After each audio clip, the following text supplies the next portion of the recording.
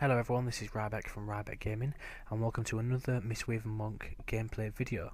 In this video you'll see gameplay from my Mistweaver Monk in a raid scenario, as I said on the other video. You'll also see a guide for normal Kargath as well. I've done the perspective for the tanks, the healers, the DPS, and also a guide for the stand when you get thrown up, and also the mechanics as well.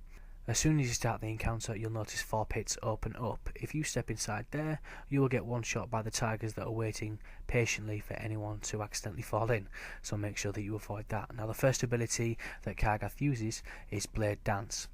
Basically, he will rush at a random target every 2 seconds for 10 seconds, doing around 36,000 damage for anyone in 7 yards of the target that he blade dances. So make sure that you stay at a 7-yard radius from everyone to make sure you don't get hit.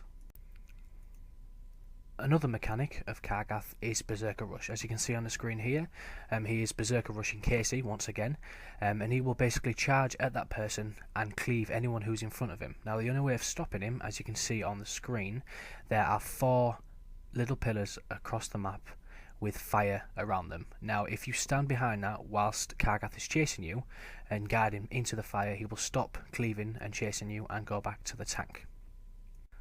Another ability that Kargath has is Impale. Kargath skewers an enemy, inflicting 39,000 damage every 1 second for 8 seconds to the target that he picks. Basically, he picks him up on his one-handed sword thing that he's got in his hand and does a lot of bleed damage. If the target survives the Impale, they take increased damage from consecutive impales. So if you can, you want to make sure to split that between your tanks. Otherwise, you will get one shot and the healers will not be able to heal you. If you've never done this encounter before and you're wondering why I'm now in the stands, that is Kargath's last ability. It is Chain Hurl. Now basically what he'll do is he'll stomp everyone in the raid back, and the closest 5 members to him he'll pick up on a chain, spin around and throw into the stands. So what you'll want to do is make sure that you target 5 members before the raid starts. Put a little icon on their name like we have, to make sure that as soon as we get pushed back, those 5 members are the ones targeted to go up into the stand. Now once your team gets thrown into the stands, there are a few enemies you need to look out for. The first one being the Drunken Bileslinger. The Drunken Bileslinger throws a vial onto the raid.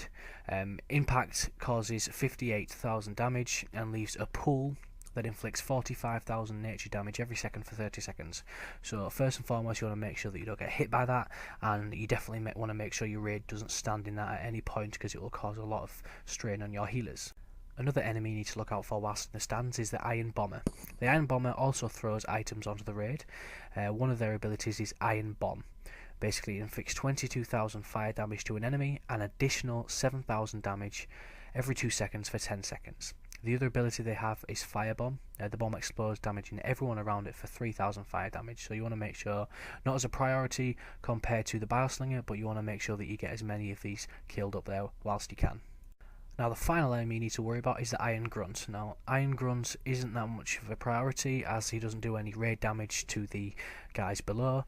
Their job is basically just to slow everyone whilst you're up there. Basically it inflicts 14,000 physical damage to the current target and reducing their movement speed by around 35% for 4 seconds. So you want to make sure that you kill them, but it's not a priority. Now when you're coordinating who goes up into the stands, you want to make sure that you get a very varied DPS ratio. Now we tended to take up guys that are very good on AoE damage, because obviously our tank is going to be gathering everyone together and you're going to be cleaving them down. So we took a Marksman Hunter, a Fury Warrior and a Enhancement Shaman, and then there was me, my Mistweaver Monk, and the Death Knight Blood Tank that did also AoE damage, and they could take a lot, so we did tank quite a few mobs up there because we know we could handle it. Now whilst you're in the stands, once you feel like the goal is met and you've killed quite a number of enemies, you don't have to go on each side. You can just go on the one. All you need to do really is just make sure that there isn't a lot of enemies that could do raid damage. Once you feel like you've done that, just jump down and it's basically rinse and repeat from there. I will say, if you spend too much time up there I believe will be an ogre that runs around the stands knocking everybody into the raid. So you want to make sure that you kill as many as you can in the time given. Now all the tanks really need to worry about in this fight is rotating the impales if you can, because obviously if you get impaled more than once, you take increased damage on impale. Also, you need to worry about is the Berserker Rush. If you are in front of the boss, once he Berserker Rush, you will pretty much get one shot. Alongside that, the DPS, you need to avoid Berserker Rush as well.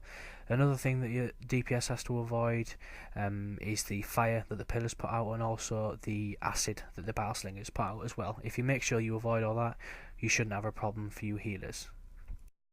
Now the healers need to worry about a few things. First is Blade Dance. As said, he'll charge members randomly and deal around 36,000 damage, so you want to make sure that you heal that up quickly.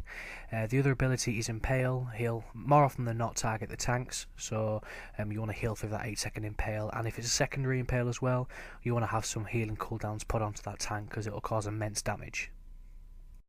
Now the other things you need to look out for is the acid on the floor from the bow slingers and also the fire from the pillars. Now accidentally quite a few members may step in that, so you want to make sure that you get them up to full and tell them to get out of it, because if they're staying there for 3 or 4 seconds, they will die.